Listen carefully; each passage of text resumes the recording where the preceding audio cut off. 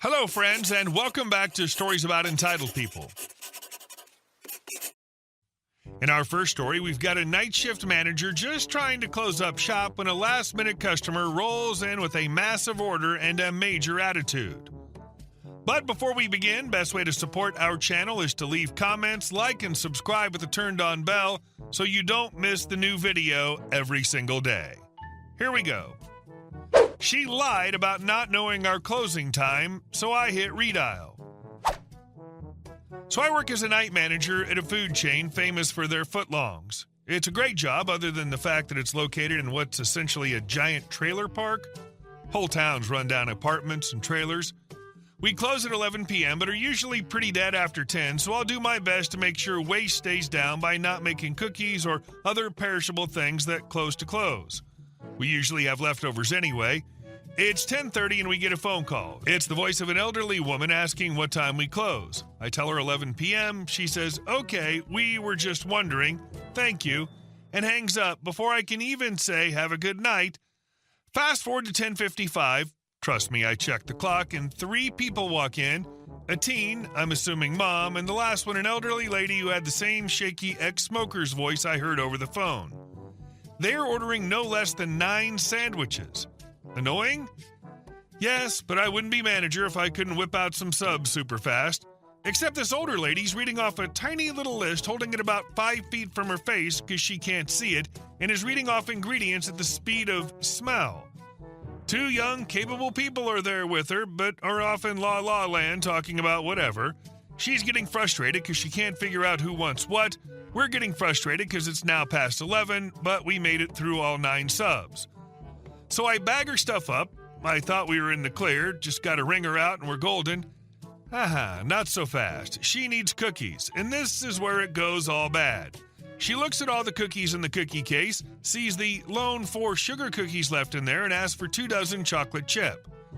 I double-check the case to make sure I'm not crazy and tell her we don't have those right now. All I have are these sugars.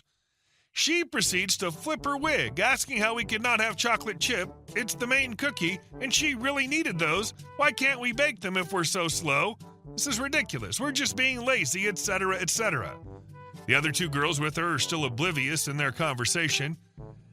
I'd kinda had it with this lady insinuating that we were being lazy, so I tell her we don't bake cookies that close to close, and if you need some, I'll be happy to make them when it's not 5 minutes before closing time. She comes back saying, "Well, I had no idea what time you closed." I say, "Didn't I talk to you on the phone earlier about the closing time?" I could see her scowl deepen, and she says, "No, that wasn't her." But I could tell she was trying to get out of there a lot quicker all of a sudden. As she's handing off the 1 bag to the teen, I go over, grab the phone, click 1 spot down the caller ID, and press call. Sure enough, I hear a phone start chiming. The elder lady hands off the other bag, looks at her phone, looks kind of puzzled at the number she doesn't recognize, calling her at 11 p.m., and looks up to see me standing at the register with the phone in hand. I wish I could explain the look she had on her face. She quickly tries to play it off, though, by ignoring it and acting like it was someone else. But damn, she practically ran out of the store after that. She called the next morning and tried to say we were being rude and making rude comments to her, but management checked the cameras and saw what happened and just said don't do that again. But it was pretty funny. I haven't seen her since. I just don't understand how some people miss the whole manners, respect, and kindness thing. It doesn't matter how old or how young you are, treating other people like they're beneath you is ridiculous. She could have asked you for 2 dozen cookies when she called, and you would have made them for her. This revenge was delicious, just like those cookies could have been. And our second story. You're in my way? No problem. I get paid by the hour.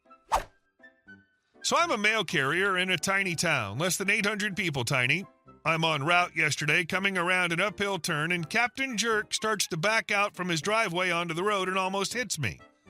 I politely beep, letting him know I'm there, and he waves me the back-up wave. As a mail carrier, we're not supposed to back up more than so many feet, technically, but the preference is not at all unless there's no other option. Now, I'm on a hill at an angle, being on the technical passenger side. That made backing up unsafe. So I shake my head no. Oh, the entitlement. The disbelief on his face as he got out of his car immediately set off alarm bells. I've seen too many Karen videos. I need to back up. You can back up and let me out. I've been waiting for a chance like this. First off, sir, we have regulations against us backing up. I have several warnings posted in this van. I point to 3 different big old warning stickers saying, do not back up. Always park to where you can pull out. Avoid backing at all times. Because at this point, of course, he's walked up to the other window. Also, I'm on the road. You're supposed to yield to traffic. You just need to pull back in and let me by. He looked like I'd slapped him. Oh, is that how it works? I don't think so. I can wait here all day. I smiled, put it in park, and killed the motor. So can I, sir, he huffed and replied. You get paid to sit here. I giggled and said, you're right, sir. I do get paid to sit here. Picked up my cell phone and opened TikTok. He started cussing and went back to his car. Instead of pulling back in his driveway, this a-hole gets his passenger to attempt to help him. They let him bottom out in the drainage ditch. The thing that was the chef's kiss, though, was after I got off and stopped at the only gas station / deli / community center in the town. As I'm standing in line, I notice his butt in line a few ahead of me. In walk 3 county cops. I say, excuse me, gentlemen, quick question. I'm basically being petty, but indulge me if you don't mind. If I'm on the road and a dude decides he wants to back out of his driveway, I have the right of way no matter how bad he wants to back out, right? Because I had some Karen do this an hour or so ago. All 3 said you had the right of way. He didn't cause a problem, did he? What the guy did could be considered impeding a postal employee, which I believe is a federal charge, 90% positive. I said, nah, he just stomped out the door, though. I already knew that before I asked. I just wanted him to hear it. They laughed. I felt like it probably didn't change dude's attitude, but maybe. Plus, I enjoyed that feeling of being that petty to someone who deserved it. The obvious and most reasonable solution was for him to just pull forward and let you pass. But for some reason, his need to win / be right in this situation clouded his pea-sized brain and put a stop to all logic. Luckily, the rest of us will never understand how it feels to be that stupid / entitled, and he'll never understand how truly stupid he is. And our last story. They wanted to play HOA on our farm. My husband and I live on his parents' farm. We've spent the last 2 years helping them renovate it, turning it back into a functioning hobby farm. The land's divided into 3 pastures. My husband uses 2, and we had been restoring the 3rd ourselves. His parents were aware and supportive of this plan, but about 3 months ago, a neighboring couple, let's call them the Petersons, approached my in-laws about renting that 3rd pasture. They had more cattle than space and said they'd pay for the upkeep to get it usable. My ILs, wanting to be neighborly and do the right thing by their church values, agreed. My husband and I were blindsided. We'd already put in work repairing fences, clearing the brush, even getting it partially reseeded. But out of respect for his parents, we kept quiet, thinking maybe the arrangement would be temporary and things could settle down. They didn't. From the moment the Petersons started using the pasture, it was like we became an extension of their rental. They complained every time I smoked on our own porch, even when it was late at night. They griped about the music I played while gardening or working around the barn, even though it was never blasting. They went to my ILs to report that we used the fire pit too often and that the smoke was bad for their kids. The fire pit is 15 yards from the pasture, and we've been using it since before they moved a single cow onto the land. Then came the kicker. I have a small yoga routine that I do inside every morning to stretch and center myself for the day. Nothing fancy, just comfortable clothes and open windows, especially since we live off the road and surrounded by trees. It's something that keeps me sane with all the work we do on the farm. That morning, I just finished my session and was folding laundry when I heard a knock at the door. It was the Petersons. Mrs. Peterson stood there with her arms crossed and a look like I'd insulted her entire bloodline. "You really ought to be more considerate," she said, "walking around in front of windows like that, doing your little poses. We have children, and I'd rather they not see such unnecessary displays." I blinked. I was in my house. "Yes, but your curtains were open. Anyone could have seen. You should really think more about what's appropriate for a family environment." Then they launched into how they paid good money for the pasture and how they'd spent time making it usable and how I was making their time there unpleasant. That's when I snapped. I told them they didn't do most of the work to make that pasture usable. We had cleared half of it before they even showed up. I told them this wasn't a neighborhood HOA. They rented a field, not a lifestyle. And if they didn't want to see me going about my life in my own home, they shouldn't be staring in my windows. If you want any shot at keeping that lease when the farm transitions to my husband, I said, you might want to stop bossing us around and start acting like the decent neighbors you pretend to be.